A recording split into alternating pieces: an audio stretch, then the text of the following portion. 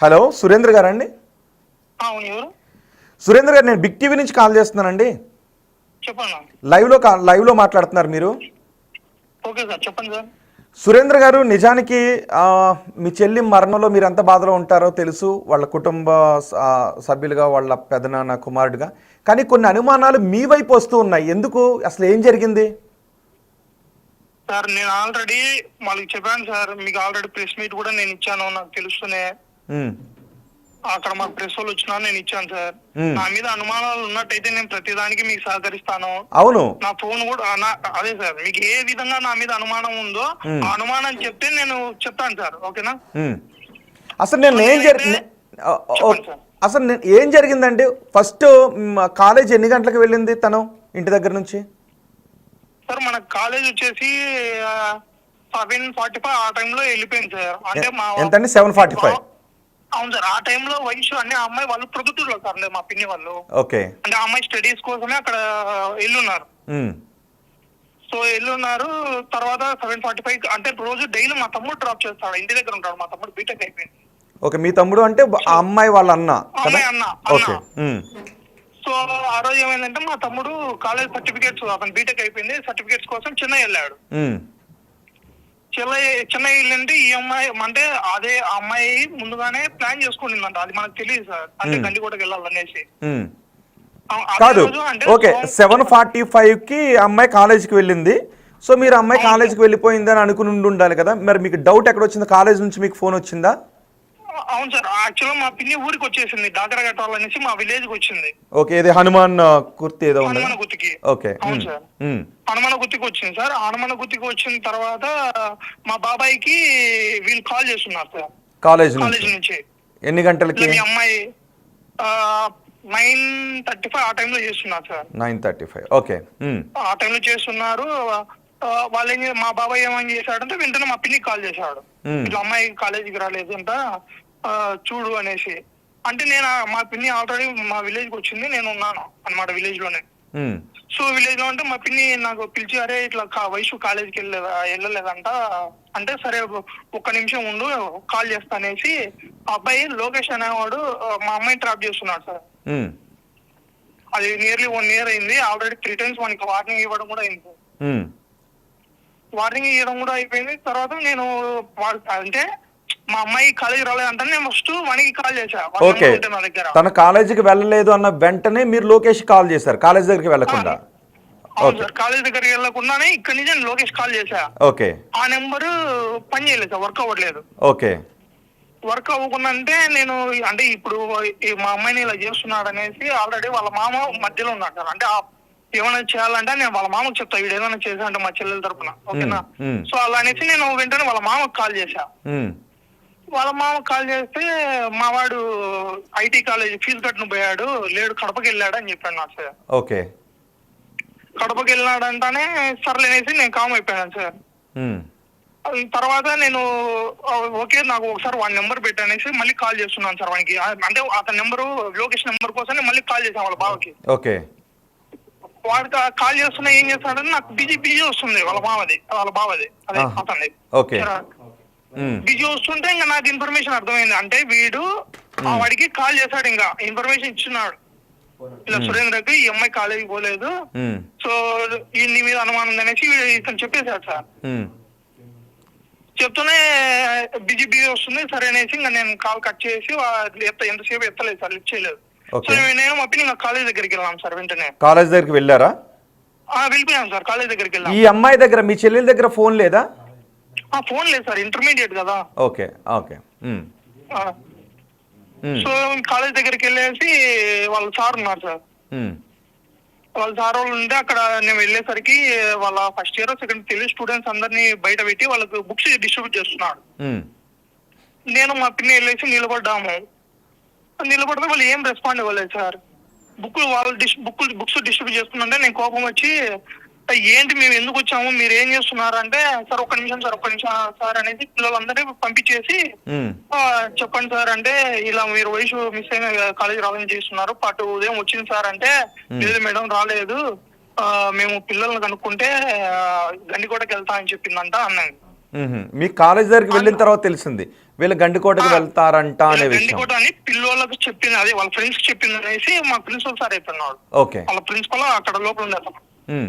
చెప్పిన తర్వాత నేను మా అన్నకి కాల్ చేశాను సార్. వెంటనే మా అన్న అక్కడే వర్క్ చేస్తుంటాడు ప్రొద్దుటూరులోనే. ఓకే. సో మా అన్నని పిలిచాను. మా అన్న కాలేజ్ దగ్గరకు వచ్చాడు.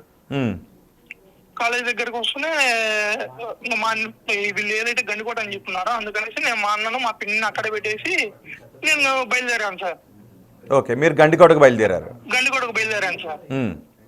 సో గండికోటకు బయలుదేరిన తర్వాత నేను ఎంట్రన్స్ లో అక్కడ టోల్ కట్టాలి సార్ అన్నమాట. అంటే గండికోటకి ఎంట్రన్స్ నియర్లీ ఒక 2 కిలోమీటర్స్ ఉంటుంది అనుకుంటా నియర్లీ. ఓకే. సో 2 కిలోమీటర్స్ ముందే టోల్ గేట్ వస్తుంది, అక్కడ మనం టోల్ కట్టాలి అనమాట. ఓకే. సో టోల్ కట్టేటప్పుడు నేను అడిగాను అతను, అన్న అంటే అతను టోల్ డబ్బులు అడిగితే నేను లేదన్నా ఇలా మా అమ్మాయి మిస్ అయింది, సో లోపలికి వెళ్ళాలి అనేసి చెప్పాను.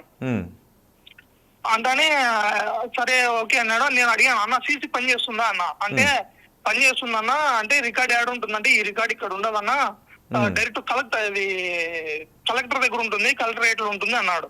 ఓకే. అనేసి నేను లోపలికి వెళ్ళాను సార్. నేను గండికోట లోపలికి వెళ్ళాను. ఎవరు, మీరు ఒక్కరే వెళ్ళారా మీతో ఇంకెవరైనా వచ్చారా? ఎవ్వరు రాలేదు సార్, ఒక్కనే వెళ్ళాను సార్. నేను ఒక్కడే వెళ్ళాను. లోపలికి వెళ్ళాను సార్. నా బైక్ బుల్లెట్ సార్ నాది. ఒక్కనే వెళ్ళాను. లోపలికి వెళ్ళాను. అక్కడ కనబడిన వాళ్ళ లోపలికి వెళ్ళిన తర్వాత నా బైక్ పార్క్ చేశాను. బైక్ పార్క్ చేసి అక్కడ మన బైక్ పార్క్ చేసే దగ్గర బఠానీలు అమ్ముతుంది ఒక అవ్వ. ఆమెను కూడా అడిగాను సార్, ఇలా ఈ అమ్మాయి ఏమైనా కనిపిస్తుందా అంటే లేదు అన్నారు. సో నేను డైరెక్ట్ స్ట్రైట్ పోతే అక్కడ ఎంటర్ అయిన తర్వాత లోపల వ్యూ పాయింట్ ఉంది sir water the. Okay. So ఆ వ్యూ పాయింట్ దగ్గర జనాలు ఉన్నారు, వాళ్ళ దగ్గర వాళ్ళని అడిగాను సార్, ఈ అమ్మాయి ఏమైనా చూసారా. అప్పుడు టైం ఎంత అవుతుంది? నేను లోపలికి ఎంటర్ అయినప్పుడు 1 ఉంటుంది సార్. నేను అక్కడ లోపలికి వెళ్ళేసరికి 1 ఉంటుంది మధ్యాహ్నం. ఓకే. అదే అవును సార్. లోపలికి కనిపించిన వాళ్ళందరినీ అడిగాను సార్, మీకు ఈ అమ్మాయి తెలుసా, ఈ అమ్మాయి తెలుసా, చూసారా ఎక్కడన్నా అంటే లేదన్నా చూడలేదన్నారు సార్. తర్వాత ఇప్పుడు ఈ అమ్మాయిది అక్కడ టెంపుల్ ఉంది సార్, అది విఘ్నేశ్వర టెంపుల్ ఏదో తెలియదు, రంగనాథ స్వామి టెంపుల్. ఆ టెంపుల్ లోపల నుంచి బయటకు వస్తున్నారు 2 కప్పులు.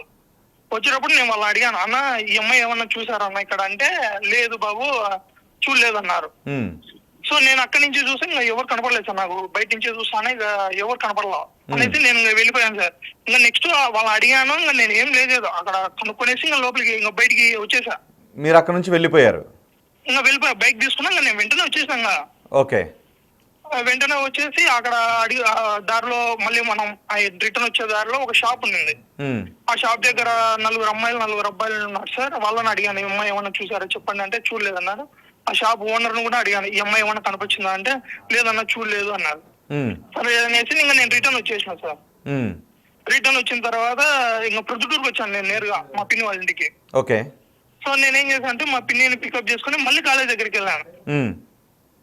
అక్కడ మా ఊరు అమ్మాయి అంటే ఆ అమ్మాయిని అడిగాను సార్, నీకు ఏమన్నా చెప్పు, నువ్వు ఏమన్నా ఇప్పుడు ఏం చెప్పకుంటే నువ్వు పోలీసు వాళ్ళు పిలుస్తారా అన్న, లేదంటే నువ్వు స్టేషన్కి పోతావు చెప్పు నిజం చెప్పు అంటే ఆ అమ్మాయి లేదు అన్న నాకు ఫోన్ చేసి ఇలా గండికోటకు పోతాను. అమ్మాయి అంటే ఆ పాప వచ్చేసి మా విలేజ్ నుంచి వెళ్తుంది అనమాట కాలేజ్కి. ఓకే. సో ఆ అమ్మాయికి చెప్పిందంట, మా అమ్మ కూడా డాకరా కట్టుకోను విలేజ్ కి వస్తుంది అంటే గండిపేట ఎవరెవరితో వెళ్తాను అనే విషయం ఏమైనా చెప్పిందా వాళ్ళకి? అదే సార్ గండికోట పోతా అని చెప్పింది, ఎవరితో పోతా అనే విషయం చెప్పలేదంట. ఓకే. సో తర్వాత వీళ్ళు ఈ అమ్మాయిని ఇంటర్గేట్ చేస్తే ఆ అమ్మాయి ఏం చెప్పిందంటే లేదన్నా నాకు చెప్పింది, ఈ అమ్మాయి మా ఊరు నుంచి అనమాట, విలేజ్ నుంచి వెళ్తుంది కాలేజ్కి. కాలేజీకి వెళ్తే ఆ అమ్మాయి చెప్పింది ఏంటంటే ఇలా 5:20కి వెళ్ళా నేను ఇంటికి వస్తాను డైరెక్ట్. మా అమ్మ ఒకవేళ ఆ టైంకు విలేజ్ లో ఉంటే కాలేజీకి వచ్చిందా మా అమ్మాయి అంటే వచ్చినా అని చెప్పాను సార్. ఓకే. సరే అనేసి మేము వెయిట్ చేసాము. అంటే సార్ వాళ్ళని అడిగాము, మేము మా పిన్ని కేసు ఫైల్ చేద్దామంటే వీళ్ళు సార్ వాళ్ళు ఏమన్నారంటే ఆల్రెడీ పిల్లలతో 5:20కి వస్తా అని చెప్పింది కదా, మీరు 5:20 వరకు వెయిట్ చేయండి అన్నారు. సో అనేసి 5:20 వరకు వెయిట్ చేద్దాం అనేసి మా బాబాయ్ అంతలోపు ఎరువుంటకు పనికి వెళ్తాడు సార్. అక్కడి నుంచి మా బాబాయ్ ఇంక వచ్చేసాడు. వచ్చేసిన తర్వాత హలో వినిపిస్తుంది సురేంద్ర గారు. ఉమ్, సార్ వచ్చేసిన తర్వాత మా బాబాయి అరే నేను వెళ్ళేసి మా బాబాయిని పికప్ చేసుకొని ఇంటికి వచ్చాను, మా పిన్ని వాళ్ళ ఇంటికి. ఉమ్. టైం ఎంత వచ్చిన అవుతుంది? తర్వాత మా బాబాయ్ వచ్చేసరికి 2:40 అలా ఉంటుంది సార్, 2:40 సంథింగ్ ఆ టైం, ఓకే. నియర్లీ 3 అలా ఉంటుంది. ఉమ్, సో మా బాబాయ్ని తీసుకొని ఇంటికి వచ్చాను. మా బాబాయ్ ఏమన్నాడంటే, అరే నువ్వు కాలేజ్ సందులో నువ్వు ఈ ఎడ్జ్ లో ఉండు, నేను ఇంకొక ఎడ్జ్ లో ఉంటాను అని చెప్పాడు. ఉమ్, అంటే మాకు సార్ వాళ్ళు అంటే ఇంతకుముందు కూడా చాలా మంది పిల్లలు ఇలాగే కాలేజ్ కొట్టి 5:20కి ఇక్కడ కాలేజ్ వెళ్తుంటారు. సో అనేసి వెయిట్ చేయనంటే నేను వెయిట్ చేశాను. ఉమ్, సో ఆ కార్నర్ మా బాబాయ్, ఈ కార్నర్ నేను వెయిట్ చేశాను సార్. ఉమ్, 5:20 అయింది, 5:35 అయింది, ఇంకా అమ్మాయి రాలేదు. ఉమ్. 5 ఇంకా రాకుండా అంటే ఇంకా నేరుగా వెళ్ళిపోయినాం sir, one town police so station. 5:20 వరకు మీరు కాలేజ్ పరిసర ప్రాంతాల్లోనే ఉన్నారు, గండిపేటలో లేరు? గండికోటలో లేను అసలు. గండికోటలో. గండికోటలో మహా అయితే ఏంటంటే నేను ఆ వ్యూ పాయింట్ లో ఉండింటే, ఒకవేళ ఆ వ్యూ పాయింట్ లో ఒక 3 to 5 minutes సార్ అంతే. ఓకే. అంటే ఆ వ్యూ పాయింట్ మీరు లో ఉండింది. ఓకే, మీరు గండికోట నుంచి మళ్ళీ తిరిగి వచ్చిన తర్వాత మళ్ళీ మీ బాబాయ్కి ఫోన్ చేసే మధ్యలో మీరు ఎవరెవరిని కలిశారు? ఎంతమందికి ఫోన్ చేశారు? నేను ఎవరిని కలిసలేదు సార్. నేను వచ్చే దారిలో వాళ్ళ మామకి కాల్ చేస్తూ వచ్చాను సార్. ఉమ్, దారిలోనే వాళ్ళ మామకి కాల్ చేస్తూ వచ్చా. రే అంటే ఆ అబ్బాయి లొకేషన్ నెంబర్ నాకు తెలియదు సార్, వాడిని ఆ నెంబర్ కోసం నేను కాల్ చేస్తున్నా వాడికి. ఉమ్, వాడు లిఫ్ట్ చేస్తున్నాడు, కడపలోనే ఉన్నాడు, వచ్చినాడు, ఇంటికి వచ్చినాడు, ఇసుకే తోలుతున్నాడు అంటున్నాడు. కానీ ఉమ్, వాడి ఫోన్ నెంబర్ ఇవ్వట్లే, వాడితో మాట్లాడి ఎట్లా. ఓకే. ఇదే జరుగుతుంది కానీ వాడితో నాకు మాట్లాడలేదు సార్ ఎటువంటి పరిస్థితిలో. ఏం చేస్తాను నేను గండికోట అంటే రిటర్న్ లో వాడిని కాల్ చేస్తున్నా నేను. వాడు ఏం చేస్తున్నా అంటే సరే ఉండు, నెంబర్ పెడతానా ఉండు అనేసి నెంబర్ పెట్టాడు సార్. ఉమ్, నెంబర్ పెట్టిన తర్వాత నేను లోకేష్ కాల్ చేయడం మొదలు పెట్టా. ఉమ్, లోకేష్ కాల్ చేస్తే వాడు అసలు నా ఫోన్ ఎత్తలేదు సార్. వాడు రింగ్ అవుతుంది కానీ ఫోన్ తీయలేదు. రింగ్ అవుతుంది కానీ ఫోన్ ఎత్తట్లేదు. ఎన్ని గంటలకి ఇది? ఇది నేను గండికోట నుంచి రిటర్న్ వస్తున్నాను కదా చూసేసి. మధ్యాహ్నం ఆ సమయంలో కాదు, మీరు రిటర్న్ వచ్చేసిన తర్వాత మళ్ళీ కాలేజ్ దగ్గరికి వెళ్ళారు కదా, 2 గంటల తర్వాత మళ్ళీ మీరు లోకేష్కి ఏమన్నా కాల్ చేసే ప్రయత్నం చేస్తారా? మీ నుంచి ఏమన్నా కాల్ వెళ్ళిందా? నా నుంచి కాల్ అదే సార్, నేను గండికోట రిటర్న్ లో ఉన్నప్పుడే నేను కాల్ చేస్తున్నా వాడికి. ఓకే. నాకు రిటర్న్ జర్నీలో నేను ఉన్నప్పుడే నాకు మధ్యలో వాడి నెంబర్ పెట్టాడు. నేను వాడిని టార్చర్ చేస్తున్నా నాకు వాడి నెంబర్ కోసం వాడిని. అప్పుడు నాకు లోకేష్ నెంబర్ పెట్టాడు, నాకు నెంబర్ పెట్టాను, నేను లోకేష్ కాల్ చేయడం స్టార్ట్ చేశా. ఓకే. చేస్తుంటే ఎంతసేపటికి లిఫ్ట్ చేయలేదు సార్. చాలా సార్లు చేసినా కాల్ చేసినా కూడా వాడు లిఫ్ట్ చేయలేదు. లిఫ్ట్ చేయకుండా ఉంటే తర్వాత మళ్ళీ కొద్దిసేపు గ్యాప్ ఇచ్చి మళ్ళీ చేశాను. చేస్తే నాకు ఎవడైతే నెంబర్ ఇచ్చినాడో వాళ్ళ మామనే ఫోన్ ఎత్తాడు సార్. ఓకే. ఎత్తేసి ఎక్కడికి వెళ్ళినా వీడికి ఫోన్ చేస్తే నువ్వు ఎందుకు ఎత్తున్నావు అంటే వాడు ఇసుక తోలుతున్నాడు అంటున్నాడు సార్. నాకు వాడితో మాట్లాడంటే వాళ్ళ మామ మాట్లాడేట్లా. సో ఫోన్ నా దగ్గర ఉంది అంటున్నాడు, ఛార్జింగ్ పెట్టిపోయినాడు ఏదో చెప్తున్నాడు సార్. ఓకే. సో అనేసి మేము వచ్చేసాం సార్. నేను ఇంకా ప్రొద్దుటూరు వచ్చేసాను. అంటే ఈ కార్నర్ మా బాబాయ్ ఉన్నాడు, ఆ కార్నర్ నేను ఉన్నా. ఓకేనా? ఇది 5:20 వరకు వెయిట్ చేసిన తర్వాత మీరు ఇంటికి వెళ్ళిపోయారు. 5:30 వరకు ఉన్నాం సార్. ఓకే. నియర్లీ ఉన్నాము. నేను చూస్తున్నా వాడు ఏం చేశాను అంటే చరణ్ నాకైతే ఎవరైతే నెంబర్ ఇచ్చినాడో అబ్బాయి వాళ్ళ మామ, ఆ అబ్బాయి నాకు ఆ వీధిలో కనిపించినాడు సార్. కాలేజ్ ఏదైతే మేము వెయిట్ చేస్తున్నాం ఆ సందులో ఆ అబ్బాయి కనిపించాడు. ఆ అబ్బాయి కనిపిస్తే ఎక్కడికి పోతున్నావురా అంటే ఈడ మా చెల్లెలు ఈడే హాస్పిటల్లో ఉంది, బాటిల్ ఎక్కుతున్నాయి అన్నాడు సార్. సరే అనేసి సరే కట్ చేసినాను, మళ్ళీ వెళ్ళిపోయినాను. వెళ్ళిపోయిన తర్వాత మళ్ళీ అదే మేము వెయిట్ చేస్తుంటే నేను మళ్ళీ వచ్చిన వాడి దగ్గరికి, అంటే హాస్పిటల్ దగ్గర ఉన్నాడు వాడు, ఆఫీస్ లోనే సార్ హాస్పిటల్. నేను మళ్ళీ వెళ్ళేసి అరే వాడి ఫోన్ ఎందుకు నీ దగ్గర ఉందంటే వాడు నా దగ్గర పెట్టాడు, వాడు ఇసుక దొరుకుంటాను అన్నాడు. అంటే సరేరా నువ్వు వాడి లాక్ ఓపెన్ చేయరా అని చెప్పాను సార్. ఓకే. కాల్ లాక్ అంటే మామూలు ప్యాటర్న్ పాస్వర్డ్ ఏది ఉందో ఆ ఫోన్ ఓపెన్ చేయరా అని చెప్పాను సార్. ఓకే. ఎందుకంటే ఓపెన్ చేస్తే మ్యాప్స్ లో సెట్టింగ్స్ లో ఉంటుంది అనమాట, టైమింగ్ అందుకుంటుంది అనేసి మ్యాప్ అందుకనేసి లాక్ తీరా అంటే నాకు తెలియదు అన్నాడు సార్. నాకు తెలియదు అంటేనే సర్లేసి అనేసి మళ్ళీ నేను ఆ కార్నర్ దగ్గరికి వెళ్ళేసి వెయిట్ చేస్తున్నా ఆ అబ్బాయి కోసం, అదే మా అమ్మాయి కోసం సార్. వెయిట్ చేస్తున్నాము, ఇంకా రాకుండా అంటే ఇంకా వెళ్ళిపోయాం. 1 టౌన్కి వెళ్ళేసి పోలీస్ కి అక్కడ కేసు ఫైల్ చేశాం సార్. ఓకే. కేసు ఫైల్ చేసిన తర్వాత ఇంకా సార్ మీకు ఎవరి మీద అనుమానం ఉందంటే ఈ లోకేష్ సార్ అని చెప్పాను సార్. లోకేష్ అంటే వాడి నెంబర్ చెప్పంటే సార్ వాడి నెంబర్ చెప్పినా కూడా వాళ్ళ మామ ఎత్తుతున్నాడు సార్, వాడు ఈడ ప్రొద్దుటూరులో ఉన్నాడు, ఆ అబ్బాయి అమ్మ అక్కడ విలేజ్ లో ఉన్నాడు అని చెప్పాను. సరే వాళ్ళ మామ నెంబరే నువ్వు చెప్పు అన్నాడు అనేసి నేను వాళ్ళ మామ నెంబరే చెప్పాను సార్. ఉమ్, వాళ్ళ మామ నెంబర్ చెప్తే సార్ వాళ్ళు ఫోన్ చేశారు, బాయ్ నువ్వు స్టేషన్కి రా ఫస్ట్, మీ వాడు లోకేష్ ముందు తీసుకురా అంటే వాడు ఆ ఫోన్ మాట్లాడిన తర్వాత 1 అవర్ నుంచి 1.5 అవర్ తర్వాత స్టేషన్కి వచ్చినాడు సార్ ఓకే. ఈ లోకేష్ అబ్బాయి. ఉమ్, లోకేష్ ఏం రా ఎక్కడికి వెళ్ళినావురా, ఎక్కడికి తీసుకెళ్ళినావు చెప్పురా అంటే ఉమ్, నాకు వాళ్ళ మామూలు కూడా పాపం అడిగినారు సార్, వాళ్ళు కొట్టారు వాడిని కూడా, లోకేష్ కొట్టి అడిగారు ఎక్కడికి వెళ్ళావు అంటే ఎక్కడికి వెళ్ళలేదు నేను కడపకే వెళ్ళానని చెప్తున్నాడు కానీ గండికోట పోయినా అనే విషయం ఎవరికి చెప్పట్లేదు వాడు. ఓకే అంటే మీరు వాళ్ళ మామగారు వాళ్ళని కూడా అడగండి సార్ ఒకసారి కాల్ చేసి. ఓకే అడుగుతా. వాళ్ళ మామ, అవును సార్, వాళ్ళ మామ వాళ్ళకి మాత్రం ఇది చెప్పట్లేదు వాడు గండికోట పోయినా అనే విషయం చెప్పలేదు. స్టేషన్ కి వచ్చిన తర్వాత ఎస్ఐ గారు వాడిని ఇన్వెస్టిగేట్ చేస్తే తర్వాత చెప్పాడు సార్, నేను ఇలా అమ్మాయిని తీసుకెళ్లాను, తీసుకెళ్లిన తర్వాత నేను అక్కడ నాకు అదే వాళ్ళ మామ ఇంకొక మామ ఉన్నాడు సార్, ఆ మామ వీడికి కాల్ చేసి చెప్పాడంట, అరే నువ్వు ఏమన్నా సురేంద్ర ఎదుగుతున్నాడు అనేసి. ఓకే. వాడికి ఇంకా అర్థమయ్యేసి ఆ అమ్మాయిని అక్కడే వదిలేసి వీడు వచ్చేసినాడు సార్. ఓకే ఇది సార్ వాడు చెప్పింది, వాడు కూడా చెప్పింది ఇది, సీసీలో కూడా ఉన్నాయి సార్ రికార్డ్స్. సో పోలీస్ స్టేషన్కి వచ్చిన తర్వాత మీరు వెతుకుతున్నారు అనే విషయం తెలిసి భయం వేసి అమ్మాయిని అక్కడ వదిలేసి వచ్చేసాడు. వదిలేసి వీడు వచ్చేసాడు సార్. పోలీస్ కేసు కట్టింది, అది ఎప్పుడు చెప్పాడు, గండికోట పోయినేసి పోలీస్ స్టేషన్ లో కేసు ఫైల్ అయిన తర్వాత వాడు చెప్పాడు ఎస్ఐ గారితో. ఎస్ఐ గారు ఏమన్నారంటే కేసు ఫైల్ చేసి ఓకే మనం గండికోటకి వెళ్దాము అన్నాడు సార్. సో యాక్చువల్ గా నేను ఎంట్రన్స్ లో ఆ అబ్బాయిని అడిగినాను సార్, టోల్ గేట్ దగ్గర సీసీ పని చేస్తున్నా అనేసి అడిగాను సార్. మరి మీరు ఫోటోలు చూపించి అడగలేదు అక్కడ, వీళ్ళ లోపలికి వెళ్ళారా సార్? విలేజర్స్ అడిగాను, అక్కడ షాప్ కీపర్స్ అందరూ అడిగాను సార్, వాళ్ళు తెలియదనే చెప్తున్నారు. యాక్చువల్గా ఇది ఏంటంటే నేను ఎంటర్ అయ్యేటప్పుడు అబ్బాయిని అడిగినాను సార్, ఎంట్రన్స్ లో తోలు దగ్గర సీజీలు పని చేస్తాయంటే కలెక్టరేట్ ఉన్నాయని చెప్తున్నాడు సార్.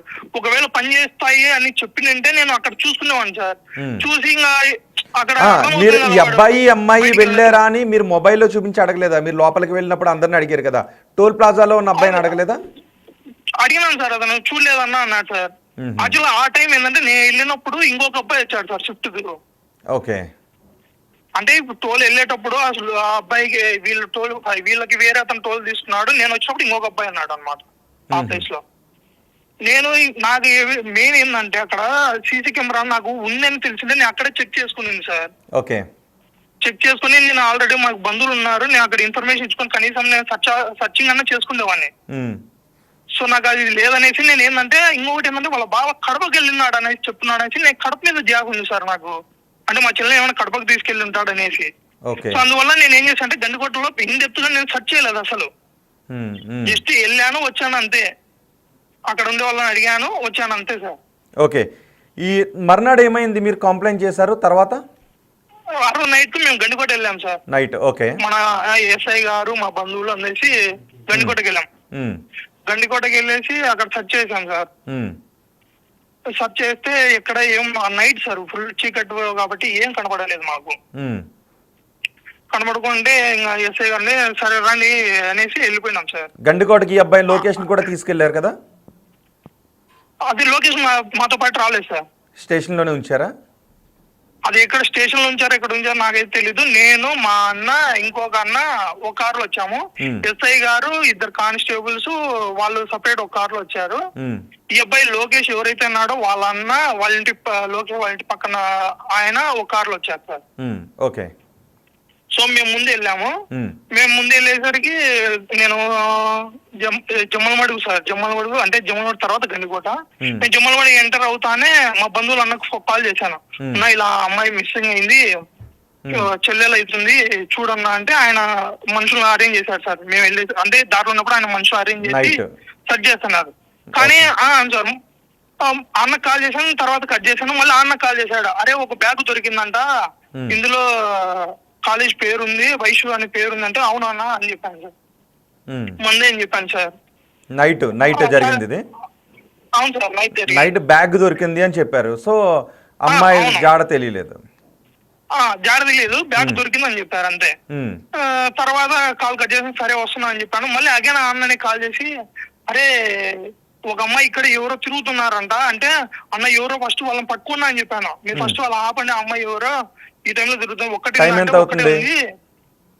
ఆ టైము 10 అబోవ్ అయింటారు సార్, రాత్రి నైట్. రాత్రి 10కి అక్కడ ఎవరో అమ్మాయి తిరుగుతోంది అని మీకు చెప్పారు? ఎవరు చెప్పారు?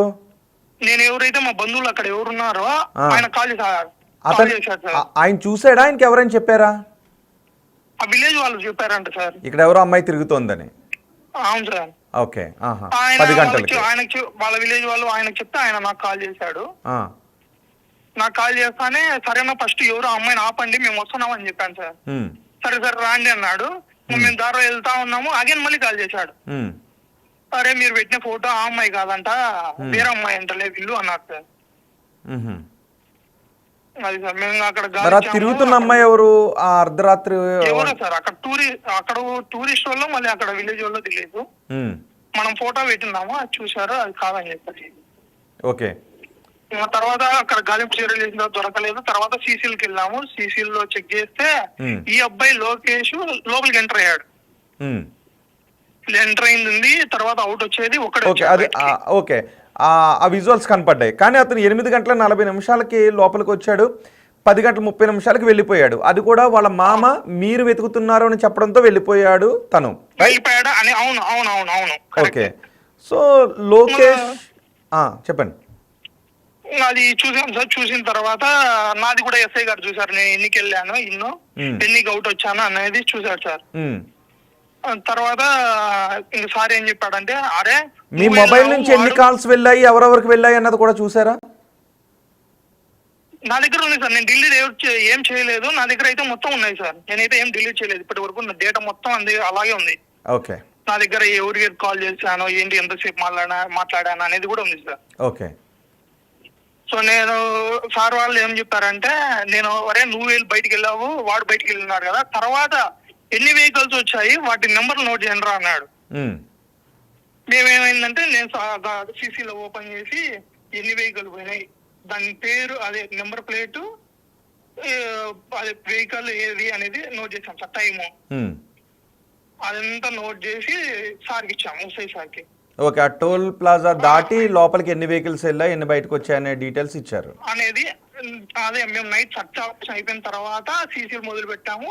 అది చూసి మొత్తం నోట్ చేసాము ఎన్ని వెహికల్స్ పోయినాయి ఎన్ని వచ్చాయి. సో అవి నియర్లీ చాలా ఉన్నాయి సార్. 72 అలా ఏమో ఉన్నాయి సార్. ఓకే. అలా ఉంటే చూసాము సార్కి లిస్ట్ ఇచ్చేసాను. లిస్ట్ ఇచ్చేసరికి అది ఎంత అయిపోయేసరికి ప్రాసెస్ 5:45 5:15 సార్. అంటే అప్పటికే కొంచెం తెల్లవారిపోయింది. తెల్లవారుదాన్ని నేను వీళ్ళు కానిస్టేబుల్ సార్ ఇంకా అప్పటికే పడుకుంటే నేను లేపాను. సార్ రండి సార్ వెళ్ళిపోదాం లైటింగ్ కనిపిస్తుందంటే సరే పద అనేసి ఇంకా లేసాము. ఎస్ఐ సార్ కూడా అక్కడే జీప్ లోనే పడుకున్నాం సార్. ఆయన కూడా లేపేసి ఇంకా మళ్ళీ చచ్చిపోయినాం సార్. సర్చ్ ఆపరేషన్కి వెళ్తే సార్ ఏం చేశాడంటే 2 టీమ్స్ డివైడ్ చేశాడు. నేను ఎస్ఐ సార్ ఇంకో కానిస్టేబుల్ ఒక సైడ్ వెళ్ళాం సార్. మా పెదనాన్న కొడుకు వేరే అన్న అదే నాతో పాటు వచ్చిన అన్న ఇంకొక కానిస్టేబుల్ గారు ఒక సైడ్కి వెళ్ళారు. తర్వాత వీళ్ళు మా అన్నోళ్ళు కానిస్టేబుల్ ఒక సైడ్కి వెళ్తే వాళ్ళకు వేరే టెంపుల్ ఏదైతే ఉందో ఆ టెంపుల్ బ్యాక్ సైడ్ శివం కనపడింది. ఓకే. శివం కనపడతానే అక్కడ కానిస్టేబుల్ గారు ఎస్ఐకి ఫోన్ చేశారు. ఎస్ఐ గారు ఫోన్ చేస్తానే ఏదో బాడీ కనిపించింది అంటానే మేము ఆయనతో పాటు ఎస్ఐ సార్ తో పాటు వెళ్ళాం సార్. వెళ్ళిన తర్వాత అక్కడ బాడీ కనపడింది సార్. అది సార్ జరిగింది. ఓకే. అక్కడికి వెళ్ళేటప్పటికి ఎలా ఉంది సార్? అక్కడికి వెళ్ళేసరికి చెప్పులు గట్టు పైన ఉన్నాయి సార్. అమ్మాయి బాడీ వచ్చేసి పొదలలో ఉంది సార్. పైన టాప్ ఏం లేదు సార్. జస్ట్ ప్యాంట్ ఒక్కటే ఉంది. పైన టాప్ అయితే ఏం లేదు సార్. మొత్తం బాడీ కనిపిస్తుంది. సో మేము చూసాము ఇంకా వెంటనే సరే ఇక్కడ ఎవరు ఉండదు మీరు మొత్తం దూరంగా నాకు బాడీ టచ్ చేయకుండా అంత దూరం పోండి అన్నారు. సో దూరం వెళ్ళాము. తర్వాత డిఎస్పీ సార్ వాళ్ళు వచ్చారు. ఫారెన్సిక్ వాళ్ళు అంతా డాగ్స్ పై చెక్ చేస్తున్నారు. చెక్ చేసుకునేసి బాడీని తీసుకొచ్చి పోస్ట్ మార్టం తెచ్చేసి మాకు తెలిసిన సమాచారం ప్రకారం మీకు మీ చెల్లితో చాలా అటాచ్మెంట్ ఉంది, మీ చెల్లంటే మీకు చాలా ఇష్టం అని తెలిసింది. అదే సమయంలో ఇంకొన్ని అనుమానాలు ఏమొచ్చాయంటే మీరు మీ చెల్లి గురించి వెతికే సమయంలో మీరు వద్దు అంటున్న అబ్బాయితో వెళ్ళింది అని కోపం వచ్చి అమ్మాయిని కొట్టడంతో చనిపోయింది, దీంతో అక్కడ వదిలేసి వచ్చారు అనే వార్త వచ్చింది. దాన్ని మేము నమ్మలేకపోయాం దాన్ని. అందుకే మీకు కాల్ చేసి అడుగుతున్నాను. నాకు నిజంగా ఆ మాటలు ఏంటంటే నాకు ఎలా ఉందంటే ఏందిరా నేను నా చెల్లెల్ని ఎత్తుకొని పోయేసి నేనే ఆ దాంట్లో ఇరుక్కున్నానా అని నాకు బాధ వేస్తుంది సార్. మా ఇంట్లో వాళ్ళు మేమైతే ఏంద్ర మాకు కర్మ, మేము అమ్మాయిని పోగొట్టుకునేసి మేము బాధపడుతుంటే తిరిగి అదే కేసు మా మీదకి చుట్టుకుంటుంది అనేసి మేము బాధపడుతున్నాం సార్.